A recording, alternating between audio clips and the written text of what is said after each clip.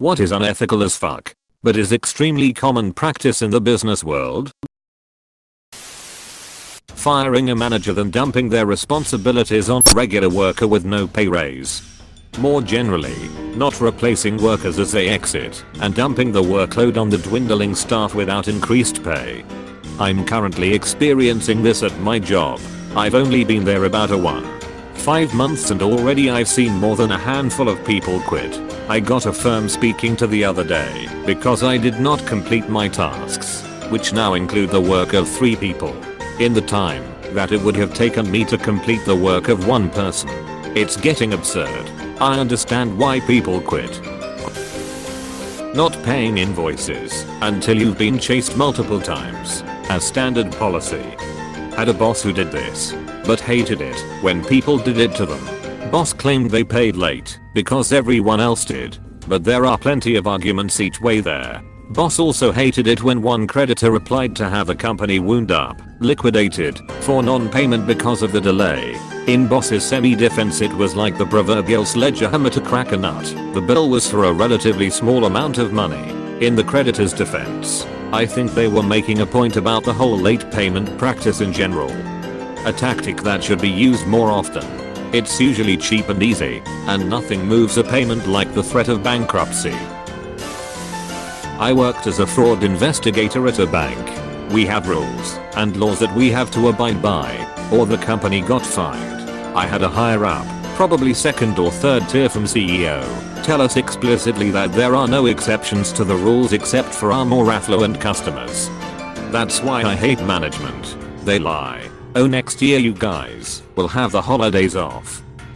I'm still working every holiday. You can't use your cell phones because it's a security issue. A security guard will escort anyone out that uses their phone. Same manager walks by on their cell phone an hour later. If it's not in print, it's just talk. I hate how convoluted it is to cancel a gym membership in most places. It's super shady. Sometimes you have to mail a letter to the company's headquarters. Canceling at the gym isn't enough. Lots of people have gotten bills months later, even though they were told over and over it was complete.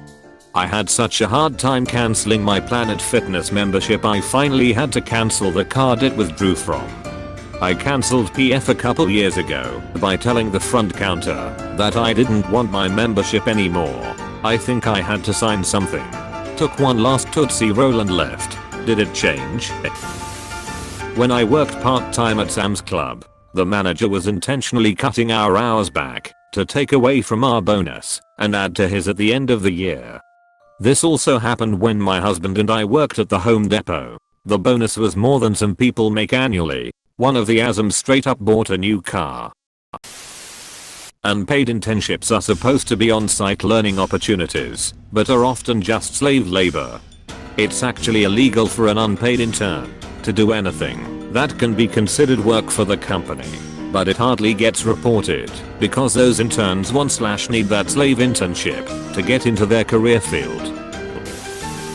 The multitudes of ways in which work life bleeds into personal life, and you're expected to just accept that, and worse, actively embrace it, else you're perceived as someone who doesn't want to get ahead or otherwise isn't as valued as the person who does.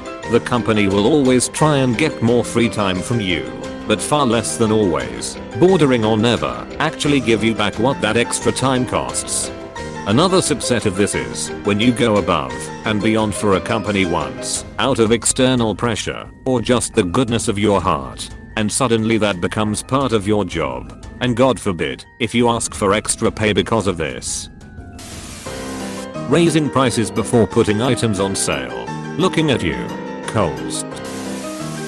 Purposefully giving part-time employees erratic schedules so they can't take on a second job. Lol, I worked at a restaurant that did this. So my coworkers and I made our own schedules and traded shifts every week to keep it consistent. Manager couldn't do shit about it because we were allowed to trade shifts, and changing that policy would make half the place quit. Congratulations, you basically created a union. I don't know about unethical as fuck, but going through the motions of pretending to entertain outside candidates when you've already decided on who internally will get the job wastes everyone's time. Sometimes it's company policy to post and interview for all positions, especially within a union setting. It's extremely frustrating because I've been dragged through a good half dozen interviews/callbacks when they already had someone lined up, usually someone's relative. Using a bid process to get competitive information and then use it to negotiate a deal instead of awarding the bid you advertised. Hiding fees until the service is provided.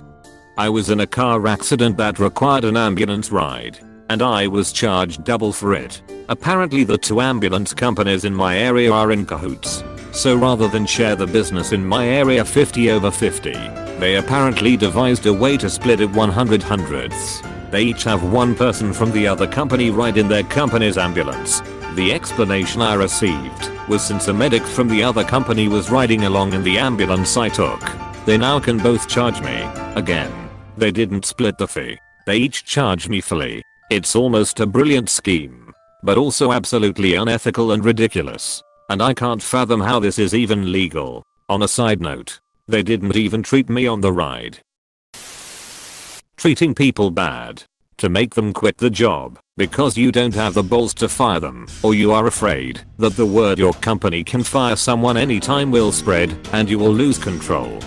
I think this has to do with avoiding paying benefits. I think employers can sometimes be made to pay some amount of their fired employees' unemployment benefits. There are a million different variables to consider how and when this would apply, though. Unpaid overtime, more colloquially referred to as being on salary. Miss Us had a job in a mom and pop's marketing firm. They were highly overworked salaried employees. The conversation came up about hiring another designer. The boss's response, "Why the fuck would I hire another employee when I can make all of you salaried employees work 24/7 if I wanted to?" The business is now on life support and has gone from 10 employees to 2. Not telling employees that the company or division has a planned date to shut down, then letting them go the day if. This happens everywhere from major mega corporations to mom and pop restaurants. There are reasons as to why. Given that there's still money to be made up until the last minute and you don't want your employees to slack off. And while obviously it's devastating to the employees who get laid off, it can also be pretty bad to the employees aren't getting laid off but have to be told ahead of time and can't say anything. Tangentially related to this, having employee A train employee B thinking they are going to work in another location. But actually, employee B is replacing employee A. Employee B knows this and can't say anything. My old salaried position requires copious amounts of overtime. In the end my hourly wage was less than the people I was supervising. Salary is a fucking scam. Their whole argument is that way it doesn't matter how much you work you get paid the same amount. So if you have a slow week with little to do, you can leave early and not worry. It'll just be balanced out when it's crunch time and you have to do unpaid. Thing is, there's basically never a time where you have so little work you can skip out. And on the occasions that you can, good luck not getting in trouble for making the company pay you for not doing anything. Never mind that you're doing extra work for no pay far more often. Loyalty is punished by laying the most work on the most productive, while overlooking these workers for promotions. If you're a great worker, they give you the shit jobs because you don't bitch and moan. Strongly encouraging employees to not share their salaries with one another so that you can play favorites without anyone finding out. Favoritism. Promoting people into positions who have no business being there. Or in the government circles, promoting them to their level of incompetence. This happens plenty in the business world, not just government. Larger companies that kill competition/innovation by buying out smaller companies just to stop what the smaller company is doing, or even keep lobbying the government to create barriers/restrictions for entry. My private lab company got bought by a huge lab solely because we were the only lab 400 miles that could do a specific set of tests. Within months of buying us, they fired half the company and we lost accreditation for the test and they were never able to regain it.